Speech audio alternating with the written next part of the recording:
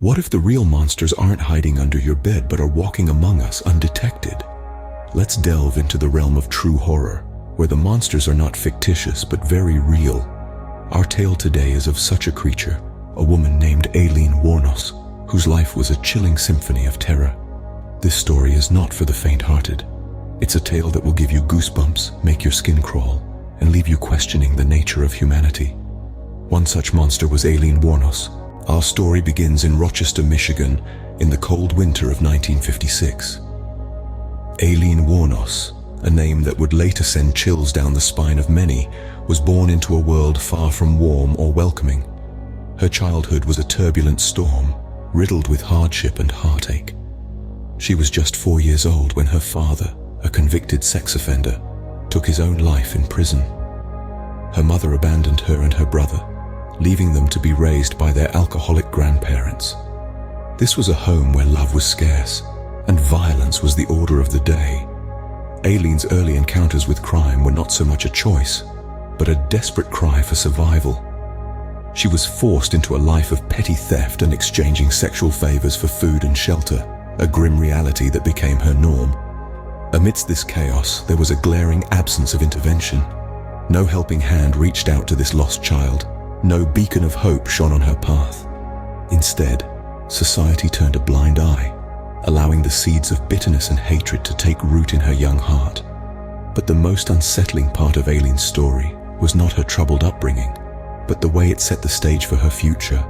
The lack of love, the exposure to violence, and the early initiation into crime were all ingredients in a potent recipe for disaster. These early years were a disturbing prelude to the horror that was to come. Life on the streets, a world filled with darkness and despair, became Aileen's harsh reality.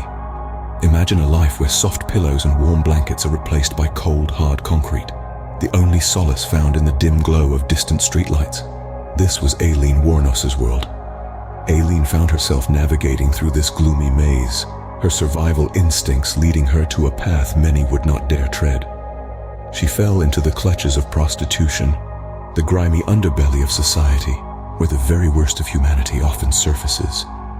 It was a world filled with brutality, violence, and the constant threat of danger. During this perilous journey, Aileen encountered a man who would forever change the course of her life. He was not a knight in shining armor, but rather a beast lurking in the shadows. A violent altercation ensued, and in the end, Aileen was left standing, the man lying lifeless at her feet.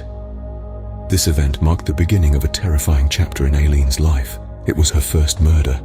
The taste of blood, the rush of adrenaline, the intoxicating sense of power. Aileen had unleashed a monster within her. She found herself on a deadly spree, each murder more gruesome than the last. Her victims were the men who sought her services, their lives extinguished on the desolate back roads of Florida. These men had sought pleasure, but found death instead. As the body count rose, so did Aileen's notoriety. The whispers of a female serial killer spread like wildfire, causing a wave of terror that gripped the Sunshine State. The name Aileen Wuornos had become a chilling refrain on the lips of every resident, every news broadcaster, every law enforcement officer. Aileen Wuornos had become a name synonymous with fear. No longer was she just a woman trying to survive on the streets. She had transformed into a predator, stalking her prey under the cover of darkness, leaving a trail of horror in her wake. The world had known many monsters, but none quite like Aileen Wuornos. In 1991, the world watched in horror as the monster was finally unmasked. In the chill of the Florida winter, Aileen Wuornos was arrested, her true nature exposed for all to see. No longer was she a nondescript drifter blending into the backdrop of society. No, she was a predator, a creature of nightmarish proportions. Her trial, a spectacle of its own, gripped the nation. Lawyers, witnesses, and spectators filled the courtroom, each person drawn to the unfolding drama like moths to a flame.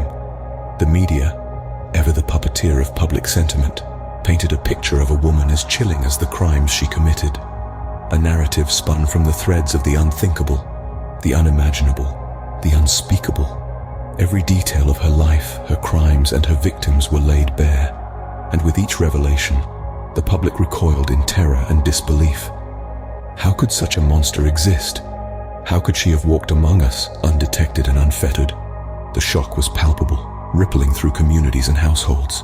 The horror was not confined to the gruesome details of her crimes, but in the realization of the monster's humanity. Aileen Wuornos wasn't a creature from a horror film. She was a woman who had been living, breathing, and existing among us. The monster was not under the bed, but had been walking among us all along. In 2002, the horror story came to an end, but not in the way one might think. The monster was not slain by a heroic knight, nor did it vanish into the shadows from whence it came. Instead, it was strapped to a gurney in Florida's state prison, facing the lethal injection that would end its reign of terror. Aileen Wuornos, the woman behind the monster, met her demise with a chilling calm. Her last words, both eerie and poignant, echoed in the execution chamber. "I'd just like to say I'm sailing with the rock, and I'll be back. Like Independence Day with Jesus." The public's reaction to her execution was a maelstrom of mixed emotions. Some saw justice served.